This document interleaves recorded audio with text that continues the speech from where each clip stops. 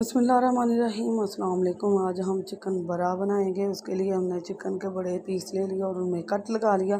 यहाँ सब्ज़ धनिया और सब्ज़ मिर्च की हमने चटनी बनाई और 3 चम्मच वो डाल ली। और यहाँ हमने लहसुन अदरक प्याज की ग्रेवी बनाई।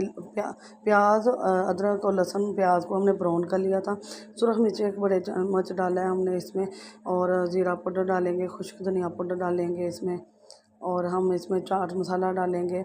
बहुत मज़े का बनता है। नमक डाला हमने, और लेमन जूस और रेड कलर हमने डाला इसमें। और यहाँ हम इसको शैलो फ्राई करने लग गए हैं। पहले फ्राई करेंगे, फिर हम ऐसे स्मोकी देंगे। होटल रेस्टोरेंट स्टाइल हम इसका चिकन बरा बनाएंगे और बहुत मज़े का बना।